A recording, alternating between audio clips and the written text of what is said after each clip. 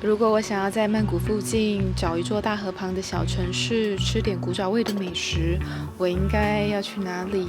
我想就是这里了，因为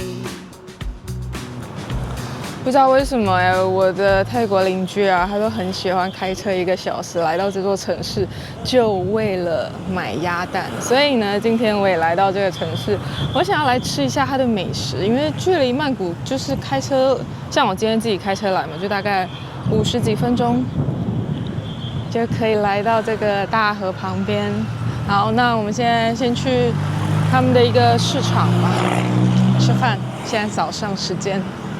这里就是距离曼谷1小时的贝溜府。早在600多年前，阿育陀耶王朝的时期，眼前这条邦巴公河旁就开始有了聚落，这些聚落就是贝溜府的起点。到了19世纪的时候，河运兴盛，木材、稻米、水果、糖都是靠河运运输。你可以想象，眼前这条河里面有着无数条的小船。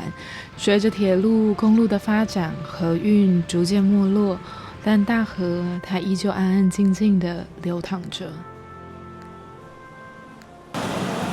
这边有一家中医店，古色古香的，然后一个中药味还蛮浓的。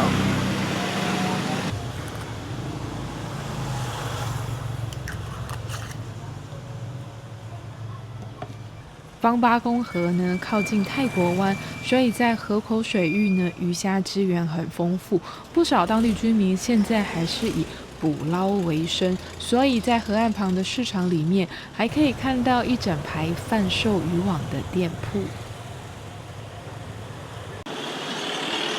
这里怎么会有一只猫咪被拴在这里啊？不过它的线好长。这是一个报摊，哇，好久没有看到报纸了。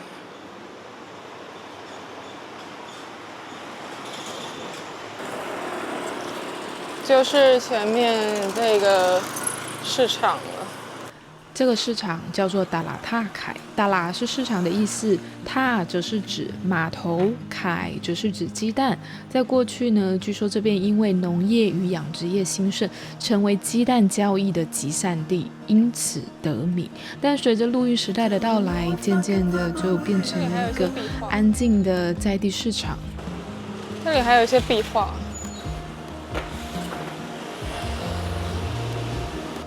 这一间菜市场就是这一摊最有名。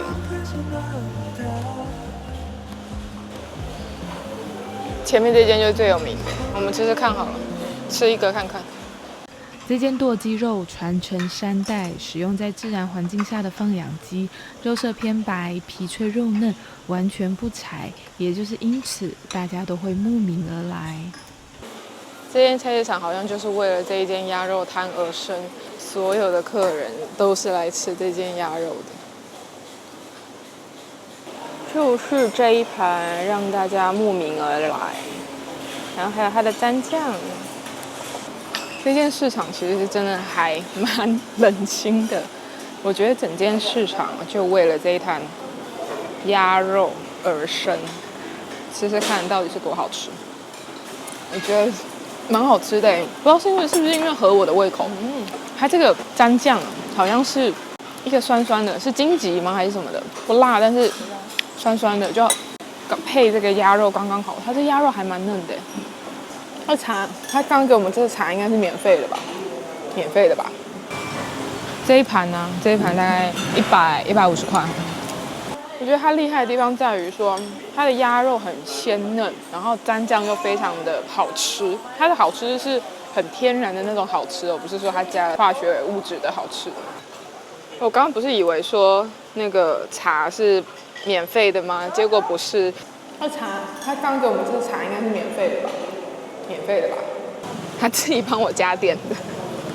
我现在付钱的时候才知道，原来是他自己帮我算的进去的，所以那个茶一杯要5块钱，不是免费的。所以下次大家要注意一下，如果你没有想要点茶的话，就要告诉他，要不然他到时候会跟你算钱。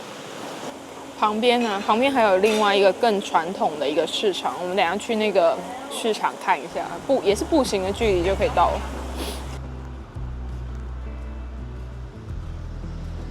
是อันนี้คือรสชาติอะไรอ่ะอันนี้เป็นใบเตยธรรมดาอ๋อใบเตยธรรมดาใบเตย OK 香兰叶啊，你要白对吗？这家店还蛮特别的哈，它的 roti 有白对的口味，香兰叶的口味。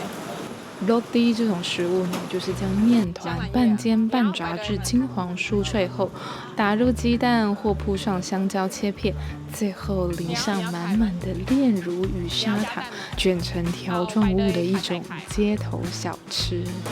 我要来吃吃看这间 roti， 香兰叶的 roti 好不好吃？我已经不知道多久没有吃 roti 了，因为 roti 真的是太甜、太罪恶的一个食物。因为 roti 里面全部都是炼乳。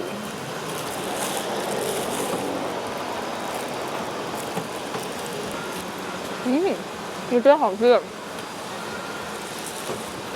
因为它的馅很厚实然后有那个斑斓叶的香气是真的有我觉得蛮好吃的很推荐斑斓叶口味的。你记得以前我们吃的都是那种皮很薄的那种，对不对？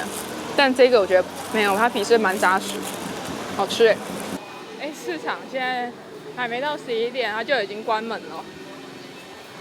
我是想说来市场看一下有没有鸭蛋，买一下鸭蛋。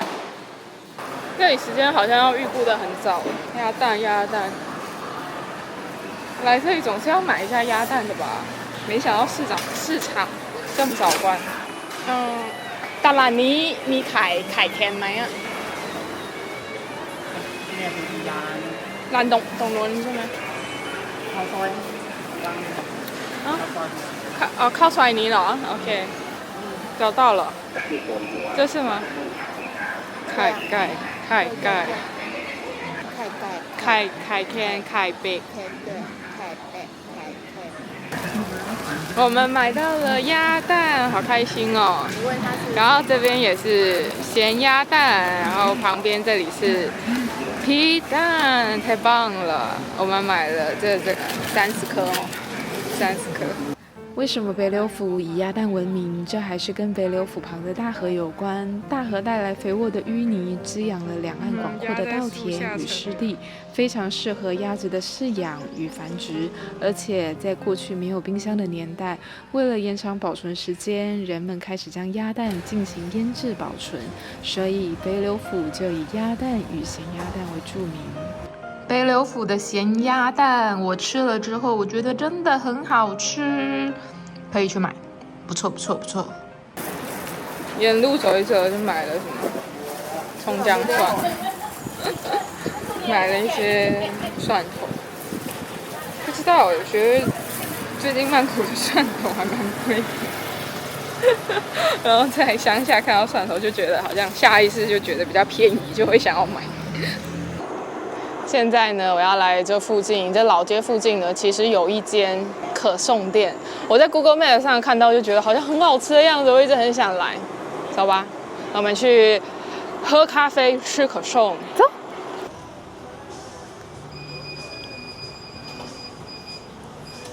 ข้างๆนี้ไม่ใช่ร้านอาหารไทยใช่ไหมแต่ว่าเขาก็ตรงเย็นเหรออ๋อ这间店呢是老房子改建而成的，所以它保留着老房子的斑驳与老旧，也成为它的特色。2楼还有小阁楼的座位区，很特别，但是太接近屋顶了，有一点闷热，所以还是坐1楼比较舒服。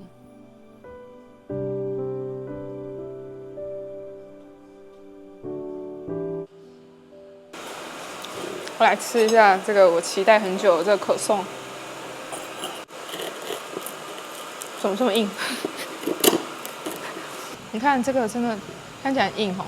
它这整块面包，它像是在那个蜂蜜里面浸泡了3天3夜之后，然后拿出来烤的。它这个蜂蜜味超级浓郁的，吓到我了。很好吃，但是非常罪恶。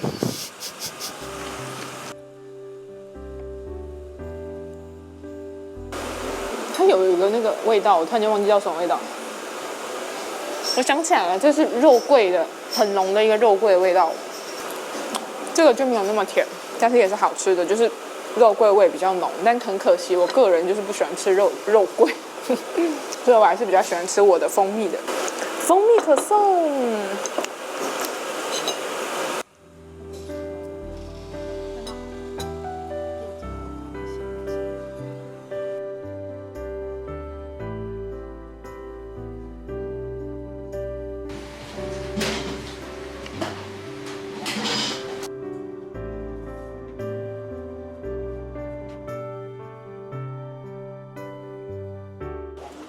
现在我们要来一间河边的餐厅吃饭，很漂亮吧？这个角度。这家餐厅呢，非常吸引我的地方就是在于小巷望过去的河岸风光，所以呢，我当下决定就要吃这一间店。看到菜单之后才发现，原来它是一间专门贩售泰国南部菜的餐厅。然后老板娘很热情哦，她就直接推荐了给我们2道菜色，然后我们也是照着点啦。在哪里啊？在钓鱼啊！这间餐厅的下面有人在钓鱼。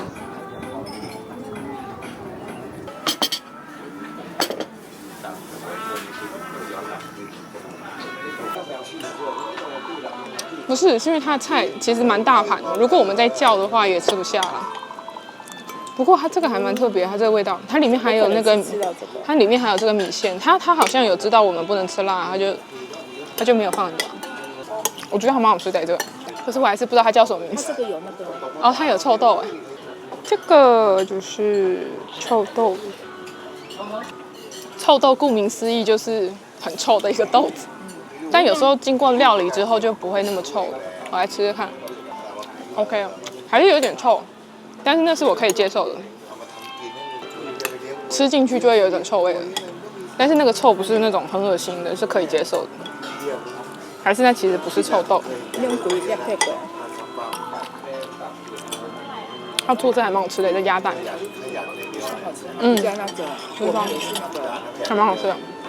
加柠檬。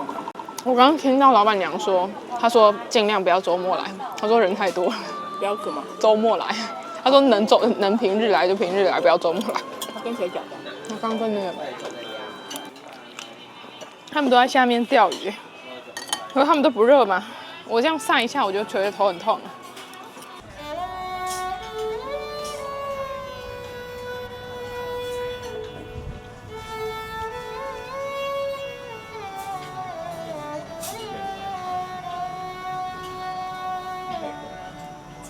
我们刚刚过了一个桥，然后大约开车5分钟吧，就到了达拉棒买，就是新屋市场。然后我们就顺路进去看一下。既然是平日，里面应该是不知道不知道店家开的状况。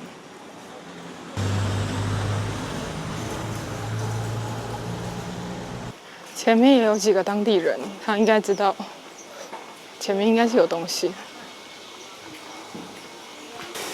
防止过度牟利委员会统治，各种饮料价目表，1块泰铢，1.25泰铢，0.75泰铢也有。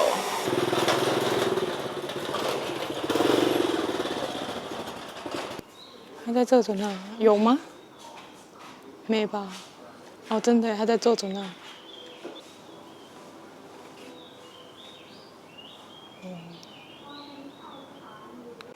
平日来的话，真的好冷清啊，根本就没有开，但是好适合来拍照，就是拍那种我不知道怎么讲，很像大河时代的那种照片，很安静。这里如果开放的时候，这边会有人在跳那个泰国舞，泰国传统的舞蹈，应该是都没开啊。平日真的不能来啊！刚刚那些游客去哪里了？北流府的小旅行就差不多结束啦，要回曼谷啦。我觉得北流府真的很适合，就是来这边看看大河，然后吃一些平价美味的小吃。我觉得这里的感觉已经是曼谷很难再去复制到的，因为曼谷现在真的是已经很国际，非常非常国际化，不管是物价还是食物的口味都很国际化了，所以至少北流府还有保留了一些以前曼谷的大和时代的风情与感觉，但我推测啦，可能又再过一阵子之后呢，那个感觉可能又会不见了，因为毕竟北流府之后也是要高度发展，所以不知道了。未来的北流府呢，会跟春武里府还有罗永府变成泰国的东部经济走廊。也许再过个几十年，北流府的大河漫漫就是别的风情了，会变成工业园区、高科技产业或者是物流枢纽的一部分。